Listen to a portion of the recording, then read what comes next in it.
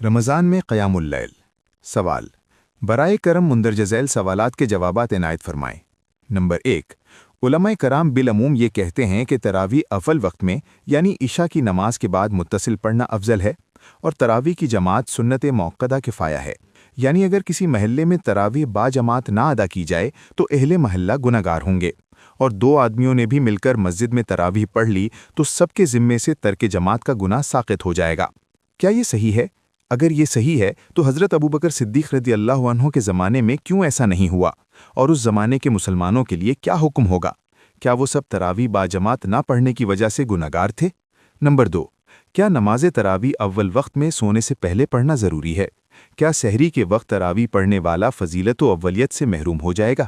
اگر محروم ہو جائے گا تو حضرت سیدنا حضرت عمر فاروق رضی اللہ عنہ کے اس ارشاد کا کیا مطلب ہے کہ التی تنامون عنہا افضل من التی تقومون، یعنی وہ وقت جس میں تم سو جاتے ہو اس سے بہتر ہے جس میں تم اب قیام کر رہے ہو۔ نمبر 3، کیا رمضان میں نماز تہجد سے تراویح افضل ہے؟ اگر ایک آدمی رمضان میں عشاء پڑھ کر سو رہے اور تراویح پڑھے بغیر رات کو تہجد پڑھے، جبکہ تہجد کے لیے خود قرآن مجید میں صراحتاً ترغیب دلائی گئی ہے اور تراویح کو یہ مقام حاصل نہیں، تو اس کے لیے کوئی گناہ تو لازم نہ آئے گا۔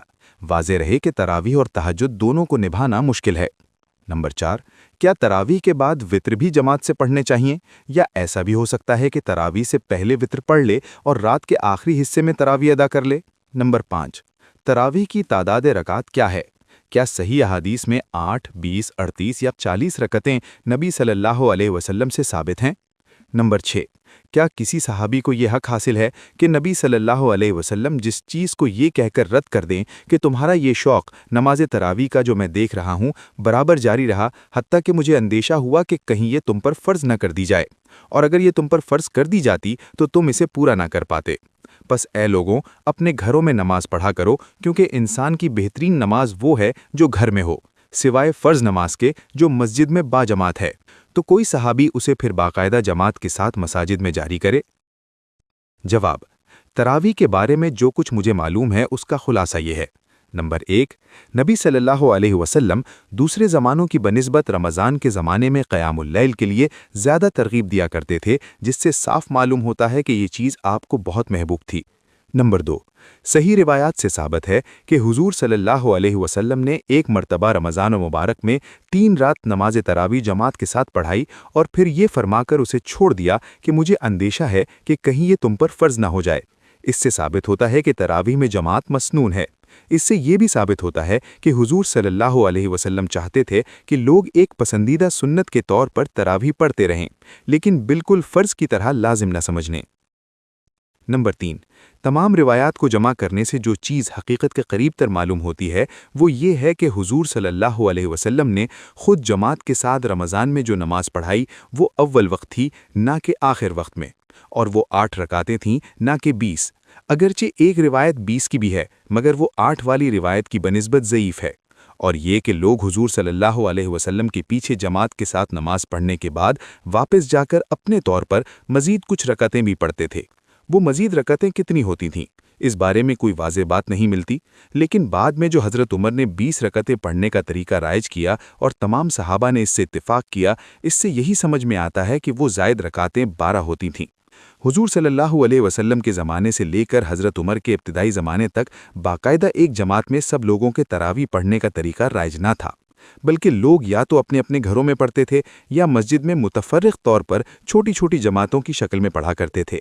حضرت عمر نے جو کچھ کیا وہ صرف یہ تھا کہ اسی تفرق کو دور کر کے سب لوگوں کو ایک جماعت کی شکل میں نماز پڑھنے کا حکم دے دیا۔ اس کے لیے حضرت عمر کے پاس یہ حجت موجود تھی کہ حضور صلی اللہ علیہ وسلم نے خود 3 بار جماعت کے ساتھ تراویح پڑھائی تھی، اس لیے اس فعل کو بدعت نہیں کہا جا سکتا۔ اور چونکہ حضور صلی اللہ علیہ وسلم نے اس سلسلے کو یہ فرما کر بند کیا تھا کہ کہیں یہ فرض نہ ہو جائے، اور حضور صلی اللہ علیہ وسلم کے گزر جانے کے بعد اس امر کا اندیشہ باقی نہ رہا تھا کہ کسی کے فعل سے یہ چیز فرض قرار پا سکے گی، اس لیے حضرت عمر نے ایک سنت اور مندوب چیز کی حیثیت سے اس کو جاری کر دیا۔ یہ حضرت عمر کے تفقع کی بہترین مثالوں میں سے ایک ہے کہ انہوں نے شارع کے منشا کو ٹھیک ٹھیک سمجھا اور امت میں ایک صحیح طریقے کو رائج فرما دیا۔ صحابہ کرام میں سے کسی کا اس پر اعتراض نہ کرنا بلکہ بصر چشم اسے قبول کر لینا یہ ثابت کرتا ہے کہ شارع کے اس منشا کو بھی ٹھیک ٹھیک پورا کیا گیا۔ कि इसे फ़र्ज के दर्जे में न कर दिया जाए। चुनाचे कम अज़ कम एक बार तो उनका खुद तरावी में शरीक ना होना साबित है, जबकि वो अब्दुर्रहमान बिन अब्द के साथ निकले और मस्जिद में लोगों को तरावी पढ़ते देखकर इजहार तहसीन फरमाया। हज़रत उमर के ज़माने में जब बाकायदा जमात के साथ तरावी पढ़ने का सिलसिला शुरू हुआ तो बाइत्तिफ़ाक़ सहाबा कराम 20 रकातें पढ़ी जाती थीं, और इसी की पैरवी हज़रत उस्मान और हज़रत अली रदियल्लाहु अन्हु के ज़माने में भी हुई। तीनों खुलफा का इस पर इत्तिफाक और फिर सहाबे कराम का इसमें इख्तिलाफ न करना ये साबित करता है कि नबी के अहद से लोग तरावी की 20 रकातों की ही आदी थे। यही वजह है कि इमाम अबू हनीफा, इमाम शाफ़ई और इमाम अहमद रहमतुल्लाह अलैह तीनों 20 रकात के कायल हैं, और एक कौल इमाम मालिक का भी इसी के हक़ में है। दाऊद ज़ाहिरी ने भी इसी को सुन्नत साबित तस्लीम किया है। हज़रत उमर बिन अब्दुल अज़ीज़ और हज़रत आबान बिन उस्मान ने 20 के बजाय 36 रकतें पढ़ने का जो तरीका शुरू किया, उसकी वजह ये ना थी कि उनकी तहक़ीक़ खुलफ़ाए राशिदीन की तहक़ीक़ के ख़िलाफ़ थी, बल्कि उनके पेश नज़र ये था कि मक्का से बाहर के लोग सवाब में अहले मक्का के बराबर हो जाएं। अहले मक्का का कायदा ये था कि वो तरावी की हर 4 रकातों के बाद काबे का तवाफ़ करते थे। इन दोनों बुज़ुर्गों ने हर तवाफ़ के बदले 4 रकातें पढ़नी शुरू कर दीं। ये तरीक़ा चूँकि अहले मदीना में राइज था और इमाम मालिक अहले मदीना के अमल को सनद समझते थे, इसलिए उन्होंने बाद में 20 के बजाय 36 के हक़ में फ़तवा दिया। उलमा जिस बिना पर ये कहते हैं कि जिस बस्ती या महल्ले में सिरे से नमाज तरावी बाजमात अदा ही न की जाए उसके सब लोग गुनाहगार हैं, वो ये है कि तरावी एक सुन्नतुल इस्लाम है जो अहद खिलाफत राशिदा से तमाम उम्मत में जारी है। ऐसे एक इस्लामी तरीक़े को छोड़ देना और बस्ती के सारे ही मुसलमानों का मिलकर छोड़ देना दीन से एक आम बेपरवाही की अलामत है, जिसको गवारा कर लिया जाए तो रफ्ता रफ्ता वहाँ से तमाम इस्लामी तरीक़ों के मिट जाने का अंदेशा है। इस पर जो आपने मुआर्जा किया है उसका जवाब ऊपर नंबर 4 में गुजर चुका है।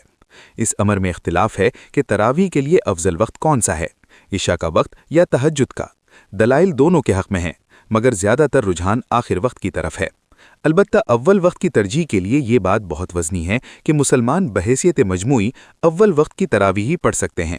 आखिर वक्त इख्तियार करने की सूरत में उम्मत के सवाद आज़म का इस सवाब से महरूम रह जाना एक बड़ा नुकसान है, और अगर चंद सुलहा आखिर वक्त की फजीलत से मुस्तफ़ीद होने की खातिर अव्वल वक्त की जमात में शरीक ना हों तो इससे ये अंदेशा है कि अवामुन्नास या तो उन सुलहा से बदगुमान हों या उनकी अदम शरकत की वजह से खुद ही तरावी छोड़ बैठें, या फिर उन सुलहा को अपनी तहज्जुद ख्वानी का ढिंडोरा पीटने पर मजबूर होना पड़े। हाज़ा मा इंदी वल इल्मु इंदल्लाह व हुवा आलमु बिस्सवाब।